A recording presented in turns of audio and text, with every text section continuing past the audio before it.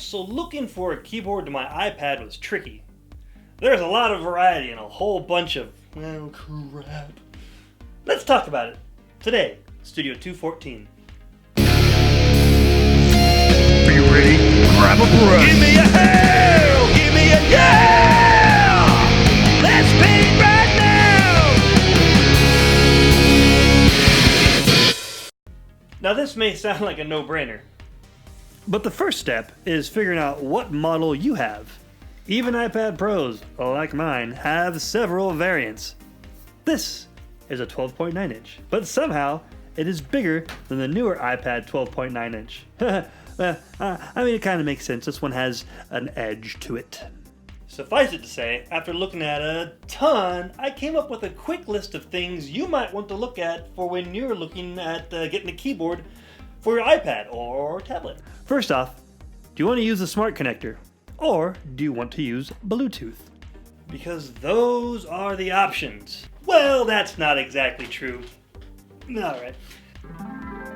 Go to this timestamp for a thrifty, less expensive alternative to the keyboards featured in this video. The smart connector, like this Logitech keyboard, uses the onboard iPad battery and is plug and play. It also has hotkeys for volume and screen brightness and other useful things. I like having a backlit keyboard, but that makes it cost a little bit more. The stand is nice and super sturdy. I'll be honest, the typing experience on the keyboard is not the greatest. This whole little setup feels like a tablet trying to act like a laptop. But it is better than the touchscreen keyboard.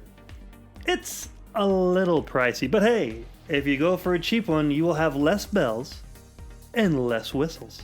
And really, the only option for smart connector keyboards is this one, and the Apple brand, which costs more, but has less bells and less whistles than this here Logitech. And also, screw you, Apple. If you don't like Bluetooth, then maybe something like this is more your speed. I got to admit, I like this thing. It looks like a laptop. Probably because it looks like one. Duh, right? I mean, look at it. It looks like a MacBook. Doesn't weigh like one though. This thing is heavy and easily doubles the weight. It is Bluetooth though, and it costs less than the Logitech. And it has these beautiful LED backlit keyboard with multiple colors. I wish these damn things would have a USB hub in them. It would be very handy indeed to have USB ports available. Alas, there are none. Also, and this is really irritating, most of these iPad Apple aftermarket keyboards use micro USB chargers for the battery. How stupid is that? I have an iPad. I have lightning cables. Help me out, please. I will say though, the cool thing about this keyboard is it has a secondary battery that you can use to charge your phone or the iPad itself for longer life. Isn't that fun? Too bad the machine holes for the plugs aren't big enough to fit the cables though. Also, the sound is terrible because it has to go through these ports. The typing experience is nice though and feels like a regular keyboard. The flap is strong and this thing is secure. It's also bent. I can't hold that against the company necessarily, but I'm going to do it anyway. This thing was over 100 bones, man. And well, to have it not fit and the sound be lousy, and it's also bent, yeah, go get bent. It's going back. Boom.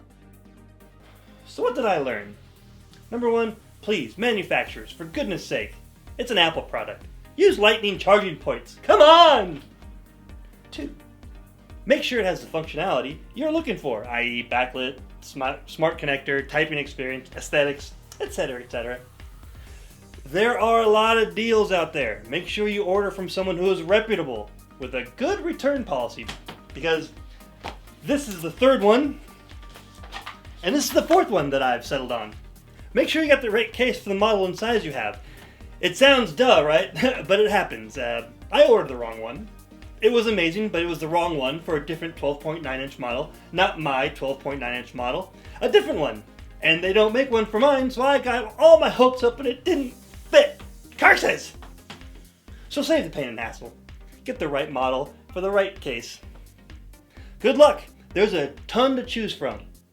I hope you'll find the one you're looking for, and I hope you find it quickly. Thanks for watching. This is my Bluetooth keyboard that I use for my Hackintosh. And this here is a USB card reader that plugs into my iPad. I needed it anyway.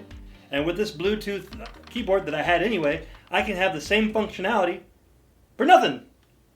Which makes sense to me. So those other two are going back. That's right. Micro USB, help me out.